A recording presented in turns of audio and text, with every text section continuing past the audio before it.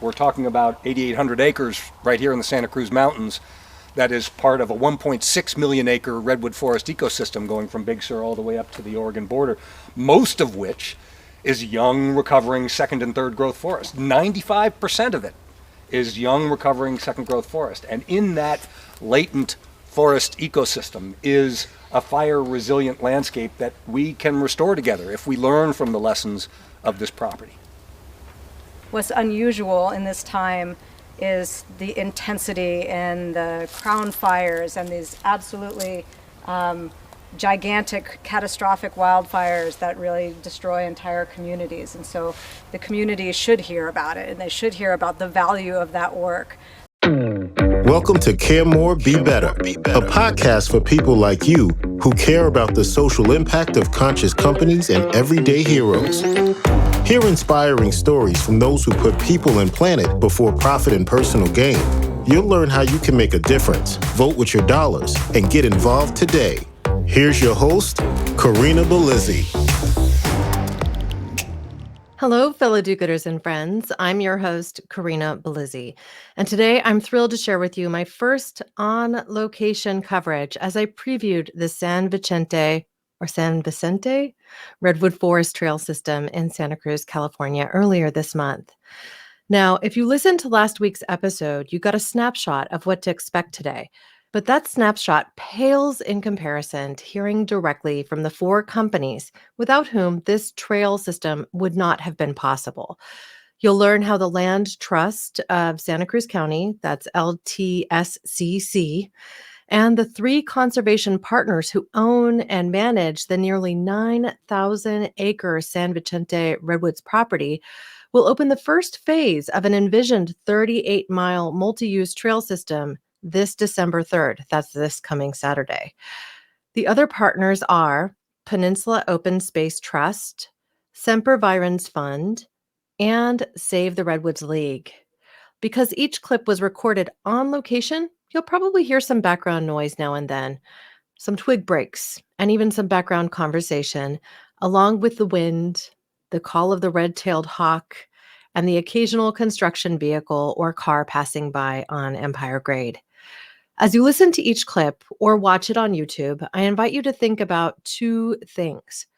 This forest project almost came to a screeching halt, and that almost happened many times. First, they had to secure $30 million in funds to set the land aside. Then another $1 million or so to construct the trail system, access road, parking lot, educational signs, hitching posts for the horses, and indeed a bathroom. Then the CZU fire complex nearly prevented the project from being completed because that fire destroyed so very much of the redwood forest that exists in our local community. But as you'll also learn, the work that these four teams completed may have actually served in certain spots as a fire break and fire abatement. It could have been so much worse than it was, and some homes may even have been saved through their efforts. As we get started, you'll first meet Sara Newkirk, who is the executive director of the Land Trust of Santa Cruz County. She kicks the conversation off talking about the 2,000 or so people, including myself, who have already registered for trail passes to visit the park. I think that a lot of those 2,000 people who have registered for trail passes are saying it's about time, because it did. It took 10 years to plan and build these trails. And when you think about, again, really the sort of multiple uses of this site by humans and non-humans alike, the amazing thing is that it occurred in 10 years. It's kind of amazing to me that we were able to do it. So we, again, planned the trails with a lot of community input, with the help and support of our partners and in our sort of foursome of groups here. We planned these trails to avoid conflicts with the threatened and endangered species that are at this property, to avoid conflicts with the other resource uses that are at this property, to avoid interacting with some of the more dangerous characteristics of this property. And so we had to be very careful and very intentional about how we routed them. We needed to respond to science. And we needed to keep the conservation values of the property primary in what we were doing in terms of routing the trails. To the question earlier about sort of is it still the vision that we continue to build future phases, that will really depend on how this experiment plays out. We have planned very carefully, invested a lot of time and sweat in making these trails a reality. We don't know the extent to which these trails will interact with the natural resources on the property, but we will be ready and able to respond if we find that that's what's happening. We hired the Santa Cruz Mountain Trail Stewardship to build the trails. And again, they did an extraordinary job here. So given all that, even if there hadn't been a fire that burned, 9,000 acres in this area, even if there hadn't been a fire, it would have been a miracle that we were able to bring this to the public in 10 years. And given that there was a fire, it really is just an extraordinary thing. And we're really excited to bring the public out here and show them what we've done. Now we'll hear from Walter Moore, president of the Peninsula Open Space Trust, also known as POST. And I'm going to try to address the question of the why and how this opportunity came to us today. And that is because in 2011, these four groups came together and put together $30 million to buy this 8,600 acre property with support from the Wildlife Conservation Board and the Coastal Conservancy. That allowed us to be standing on privately but protected lands that, when things like the CZU Lightning Complex fire and opportunities like this incredible trail system that the Land Trust has helped plan and implement, this group has been able to pull together over $14 million in funding in order to make all of this happen, from trails to restoration to response to the fire to work we did before the fire to hopefully lessen some of the impacts, and I think from the neighbors' perspective help save some of their homes on the other side from here. And you'll see that contrast today along with other restoration work. It has literally become a living laboratory for how we do restoration work. We provide resilient forests. We have trail corridors in areas where we're being very conscious and sensitive to wildlife habitat and have done a lot of documentation to make sure that that was addressed.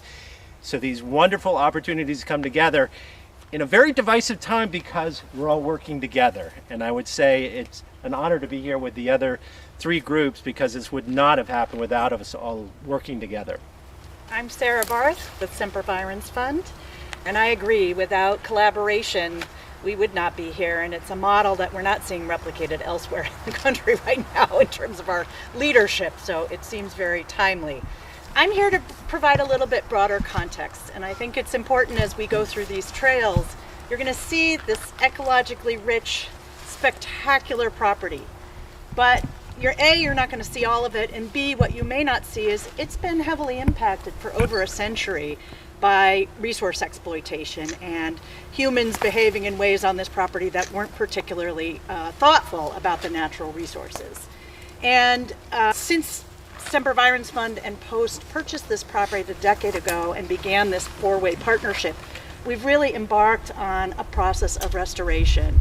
And I would say our efforts here have been guided by a vision not only of restoration ecologically, but really restoration in a multifaceted way. And that has led to a series of reconnections that we would not have anticipated. So when I say restoration, you will see the evidence of and hear about work we've done to thin these forests, remove invasive species that are crowding out the native species, return burning in the form of prescribed fire to the property.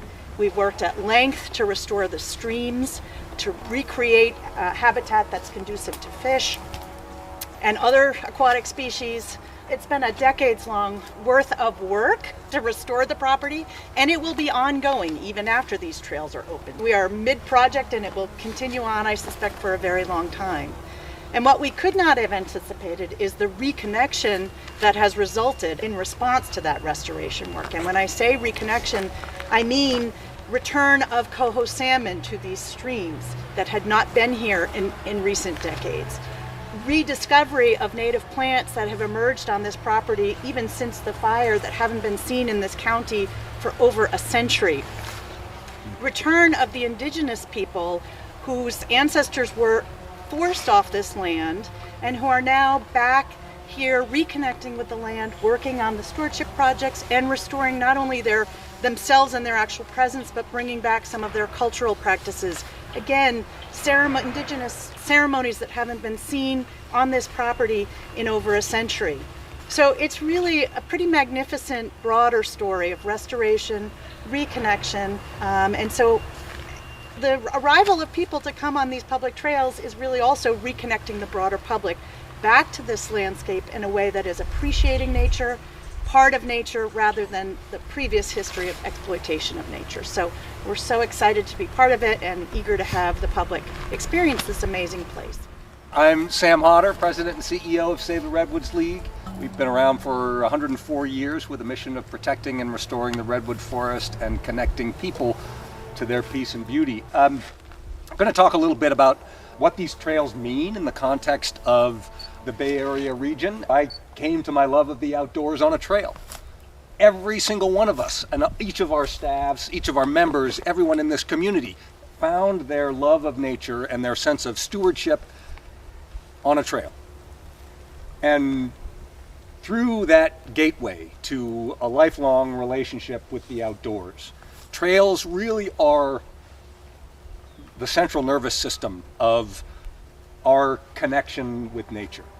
And here we are, maybe 15 miles as the hawk flies from the 7 million people of the Bay Area.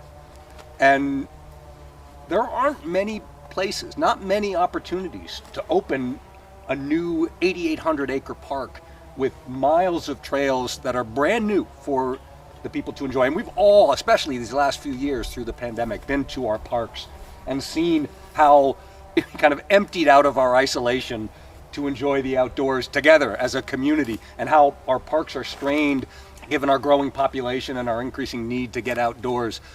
To be able to do this collaboratively together in a place that is so representative of both the history, the culture, and the natural beauty of our broader community, it's really special. So we're proud to be part of this partnership. We welcome the opportunity to welcome the public. We are so appreciative for the work of the Land Trust and the broader partnership in getting us to this place, but I also wanted to acknowledge the voters of California who understand that good parks make good communities. They make healthy families and healthier lives, and they bring us together. And so they brought forward programs like the funding for the Wildlife Conservation Board, the Coastal Conservancy, and the millions of dollars that have been invested in this and broader landscape to protect places for nature and for people. I will also say that I got to explore the trails this morning and wrote a review on All Trails.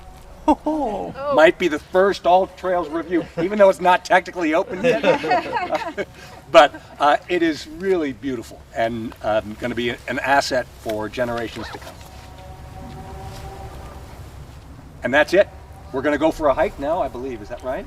At this point in the press interview, we paused. There were 2 red-tailed hawks just circling above, landing in the branches of the trees, a seeming omen of their approval. They called to one another, and we all laughed. Now, this park is something special. I call it a park, but it's a trail system. It's also something that's built with all people in mind. There's ample handicap parking. There are hitching posts for horses. There are trails dedicated to bicycles, a pet area, and even, of course, the standard trails for all of us. I find myself picturing my own children, my youngest son on his strider and my older on a bicycle, enjoying the trails with me. I can picture it so well that I'm ready for this Saturday. The whole feel of this space is community. Here's Sara Barth. She's the executive director of Sempervirens Fund. She's speaking on the park's preparation. Again, almost ready.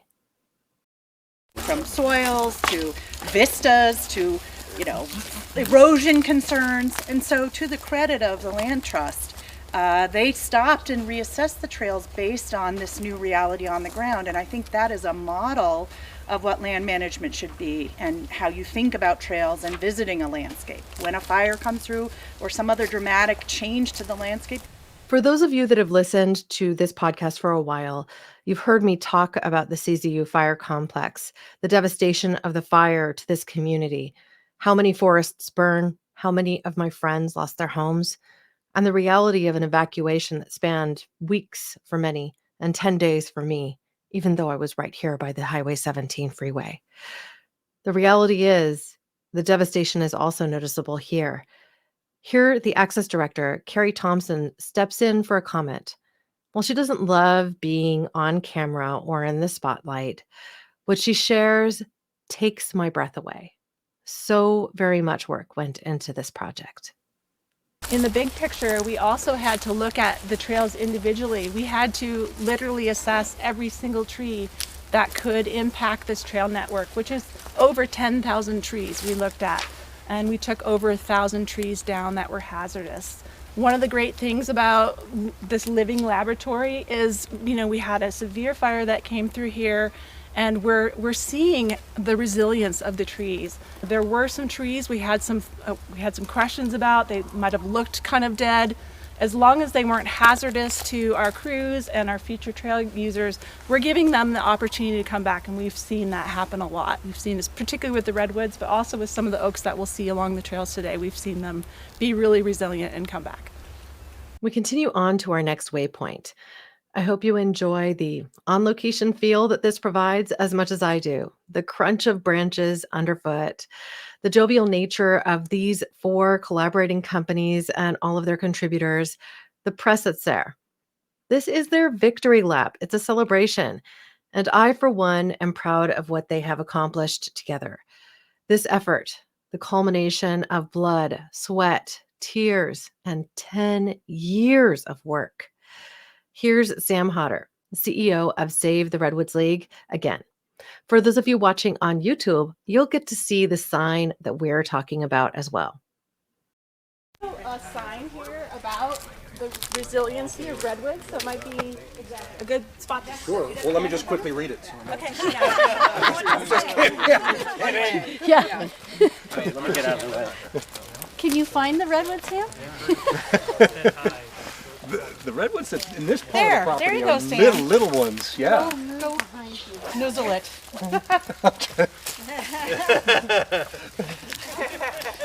Okay, so I'm the part of the tour where we talk about at least a component of fire resilience and what we can see as we walk these trails, and how visitors to this property can remember that this is a fire resilient landscape. This forest ecosystem has evolved with fire across thousands of years. What they're not used to is the level of intensity that we've been seeing in recent fires, nor are they used to responding to fire after 100 years of mismanagement, if I could be so bold, or extraction. So the balance of the forest ecosystem and our efforts collaboratively to restore it is part of bringing resilience back and kind of hitching our wagon to the natural fire resilience of a mature coast redwood forest. Anything else? Anything I forgot? I could also just turn around and read this cool interpretive panel. Well, I think one thing to add, Sam, is our organizations did a lot of work on the landscape before the CZU wildfire.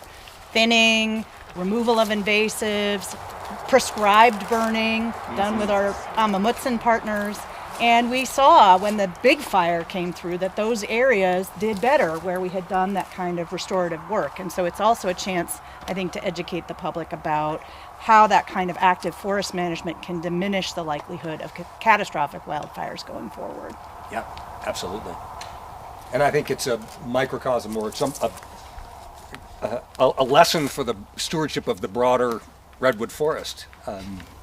We're talking about 8,800 acres right here in the Santa Cruz Mountains that is part of a 1.6 million acre redwood forest ecosystem going from Big Sur all the way up to the Oregon border, most of which is young, recovering second and third growth forest. 95% of it is young recovering second growth forest. And in that latent forest ecosystem is a fire resilient landscape that we can restore together if we learn from the lessons of this property. What's unusual in this time is the intensity and the crown fires and these absolutely gigantic, catastrophic wildfires that really destroy entire communities. And so the community should hear about it, and they should hear about the value of that work to their homes.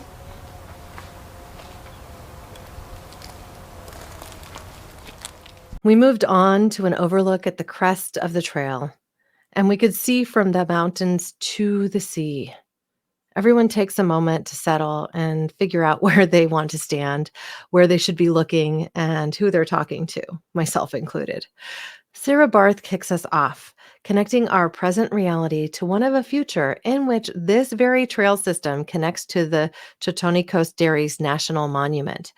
You'll then briefly hear from Carrie Thompson again and Sarah Newkirk, both from the Land Trust of Santa Cruz County, as they discuss future expansion and the impact of these properties on wildlife, including our beloved mountain lions. How's that? Perfect. Do you want me to look at you? No, I just feel ignore like me. I'm not sure Absolutely who I ignore should me. look Yeah. at. So this property is a large conservation unit. It would be valuable as a standalone state park, just to give you a sense of context of how big it really is. But what makes it exceptionally important from a conservation standpoint and from a recreation standpoint is that it lies within a larger tapestry of protected lands. So directly adjacent to this property is the Chitoni Coast Dairies National Monument, owned and operated by the Bureau of Land Management. And there are a variety of other protected lands in this area, so that combined you have this very significant unit of conservation lands here in the region. So we manage the property with that in mind, and I think one of the things that's been particularly innovative is the use of this property as an anchor to facilitate discussions with some of the surrounding landowners around things like forest management. So it's really become a hub for larger level, landscape level stewardship and forest restoration, and that's incredibly important. It's a catalyst to broader benefits across the landscape. And similarly, we're really excited about the possibility that trails here will eventually connect to trails at the Chitoni Coast Dairies National Monument. And the vision is one in which you'll eventually be able to start at the hilltop or mountaintop here at San Vicente and hike, bike, or ride your horse all the way down through the Chitoni Coast Dairies National Monument to the coast. And that's a spectacular recreational experience that I would say is probably unparalleled elsewhere in the region. And the So- skyline to the sea trail. And Yeah. the basin burn. Exactly. And although this landscape burned, it did not burn as severely or as intensively as Big Basin. And so opening this property now to the public replaces, I think, and supplements some of the recreational opportunities that were lost when Big Basin, Butno, and some of our other surrounding recreational areas were closed because of the fire. We do want to make sure that we aren't promising to open the trails anytime soon. So that just has to be clear to people. It's not, this is a process. We need to be evaluating constantly whether our trails are impacting the conservation values of the property. If we find that the wildlife is doing just fine and we find that the people aren't trespassing into dangerous areas or places that are vulnerable, then we will be able to move forward with building the phased trail system, which is 2 more phases of trails that will eventually connect to Chitoni Coast Dairies. Sarah, do you want to say a few words about the wildlife connectivity? Yeah, I think that this beautiful interpretive sign makes reference to the connectivity, sort of the landscape linkage in which this property sort of represents a terminus. Life require space to roam, right? The mountain lions move around to establish territory, to find mates, to find food.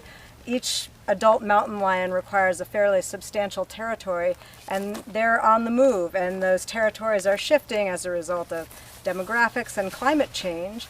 And so this property is part of a larger effort that the Land Trust and our partners are working together again on to find, to establish that sort of that pipeline to ensure the ability of wildlife to move from the Santa Cruz Mountains here down through to the Gabalon Range in the south, where there's sort of a more expansive landscape for them to occupy. And sort of another exciting piece of work that the Land Trust has been involved with regarding that is creating connectivity across major human highways to facilitate this wildlife highway that really should be connecting the two mountain ranges. We're just on the edge of opening up a wildlife tunnel under the notoriously dangerous Route 17 that should keep both wildlife and people safer, avoiding those wildlife-human interactions on the highway. And if you haven't seen that, it's extraordinary to see it work. When the Land Trust got involved in that, it wasn't at all clear that just by acquiring land on both sides of the highway, we would be able to compel Caltrans to then invest in a wildlife tunnel. Not only were we able to do that with the help of our elected representatives and the voters in Santa Cruz County, we've been able to help translate that work into a piece of state law that will facilitate other wildlife crossings, including one that we hope to create across the 101 to our what we hope to soon be our property at Rocks Ranch in San Benito County. Well, and there's an interesting analog in terms of connectivity from the ocean inland with the aquatic species that are coming from, anadromous fish that are coming from the oceans and connecting up through the streams and rivers that are downstream and going through Chitoni Coast areas coming up onto San Vicente. That's so exciting. It's so exciting to see that happen. Yeah. Walter Moore of the Peninsula Open Space Trust, also known as POST, brings it home to the topic of climate change. You'll also hear me jump in with a couple of perhaps selfish questions with hope that they would connect more trail systems that have horseback riding access points. Carrie Thompson and Sara Newkirk again jump in to answer these questions. It's important to remember we are on a peninsula, and a peninsula is a bottleneck. And so as the Peninsula Open Space Trust, and that's the heart of our area, we're very concerned about the loss of biodiversity through critters not being able to travel in the way that Sarah's talked about across the landscape and in response to and needed to climate change. And so this not only provides a resting and habitat point on the way through, but as you can see from the Rocks Ranch project the Land Trust has done, the work that POST has done in the Coyote Valley, we are trying to make additional connections out of the bottleneck of the peninsula, down into the South Bay, over to the Diablo Range, and down to the Gabalon Range. So just an additional point on top of their points. Marty, do you have any other things we should talk about? I'm personally curious about the horse trail portion because, well, I have horses. Oh, great. But you said it was roughly only 1.5 miles or something? 2.3. Yes, this is our phase 1 trails. We wanted to separate the mountain bikers and the horses, so it is a small amount of trail. We do plan to build more horse trails, so hopefully there will be more horse trails here in the future. Cool. Yeah. Will it connect up to Henry Cowell in any spots? Or? It will not. No, it's not our plan to do that at this time. There's no actual connection to Henry Cowell. We could potentially build a connection to Fall Creek at some point, but it's not in our trails plan right now. Okay, very good. Thank you. Is this last talking point stuff? I think so. So I just want to pay particular credit, as Sarah did already, to the Land Trust of Santa Cruz County for the work they've done on this trail. They held hundreds of hours and staff time and hundreds of hours in getting community input. And if you think about it, just planning a trail for recreation is incredibly hard to get everybody's community input, get their needs met, and respond to that. Then you layer on top of that the largest wildfire we've had in this area for generations. 86,000 acres burned. This property was 10% of that. They then adapted to that. And as if that all wasn't enough, all throughout the entire time, they took the studies that were done, such as the Santa Cruz Mountains Puma Project, collaring of mountain lions, and layered in the areas that are incredibly sensitive for wildlife habitat. So one of the great challenges in conservation work today is how do you connect people to the land in recreation in a way that also doesn't decimate what you're trying to connect them to. And I think they've just done a brilliant job on every level, and incorporating all those aspects has just been remarkable. Thank you. Great, thank you. And I want to recognize my team that's been out here working basically 7 days a week. And our access team will be here on the property literally 7 days a week when we open it up to the public to make sure that there's interpretive help, safety resources, and they work incredibly hard, and they've always got a smile on their face, and I'm super proud of them. This may have felt like the perfect stopping point, but there was yet one more topic that hadn't been covered. What about so-called sustainable wood harvesting? This is a topic on the tips of so many tongues. If you listened to last week's episode, you know that often forest management systems means that the oldest growth trees are often eliminated. How will this forest be thinned with time? Will it? Sam Hodder of Save the Redwoods League jumped in. From a forest management standpoint, the property has three critical components to it. One is a reserve, really a healthy forest where we're just letting it grow, where very light treatment, if any, it really is growing to be the old growth of the future. Then a restoration portion of the property, where the design is to actively encourage that trajectory towards the old growth of the future, where there's thinning that needs to be done, in some cases planting, where we're trying to restore and set a trajectory towards the old growth of the future. And then a sustainably managed commercial forest component of the property, where we're partnering with local forestry operations to provide sustainable wood product to the marketplace here in the Santa Cruz Mountains, managing that forest to the highest level of sustainability to demonstrate that stewardship of this landscape and both the climate and habitat resources can be sustained through that balance. So as we think about public access, as we think about recreation and the complexity of navigating those different goals and those different uses, that's just another complexity that is both a challenge from advancing a trails plan, but also a real educational opportunity for the public that will be visiting here. And certainly from, say, the Redwoods League that has a perspective across the Coast Redwood Range, that combination of reserve, restoration, and sustainable commercial forest management is critical to the conservation vision across the Coast Redwood Range. So seeing as how effectively it works here on this landscape, from the mountains to the sea and from the south to the north, is a really critical learning environment and a great example of conservation at its best. Perhaps anticipating a question I had planned to ask about the reputability of that lumber company, Sara Newkirk of the Land Trust of Santa Cruz County jumped right in. In the vein of Santa Cruz being small but mighty, the founders of the Big Creek Lumber Company that we're partnering with, who will be taking the logs that are sustainably harvested from this property, basically invented sustainable forestry before it was a thing. You know, they went to CAL FIRE and said, your rules are not stringent enough, and here's what you should tell us to do. And they have been a fixture in this community for a long time. They're our partners because they know what they're doing, right? They know how to do this in a way that's consistent with those natural resource values and the many other values that we're trying to protect and manage for in this property. While I have yet to really fully investigate Big Creek Lumber, I can see their logo in my mind's eye. The reality is I've been local here to Santa Cruz County for more than 20 years.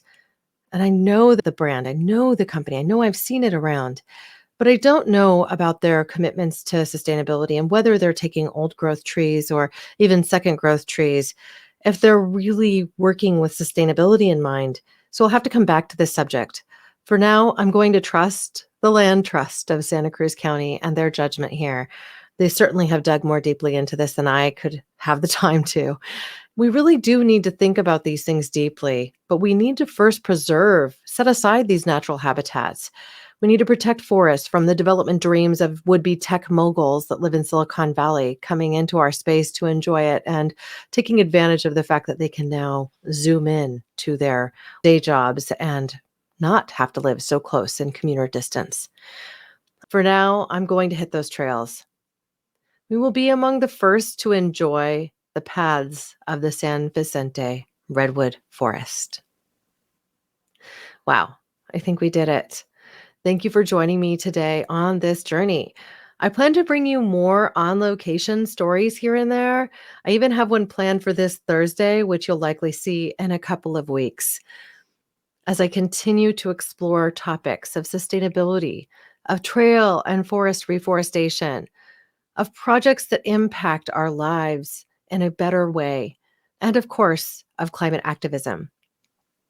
I hope you found today's episode informative and inspiring, and perhaps one day we'll meet on a trailhead when you visit San Vicente, Redwoods in Santa Cruz, California. Thank you for being a part of this pod and this community, because together we really can do so much more. We can care more and we can be better. We can even preserve more land, let it go a little wild, and enjoy the great outdoors together. Thank you. Thanks for listening to Care More, Be Better, a podcast for social good. To make sure you never miss an episode, subscribe, rate, and review wherever you listen to podcasts, and share with your friends to help us reach more people and spread more social good.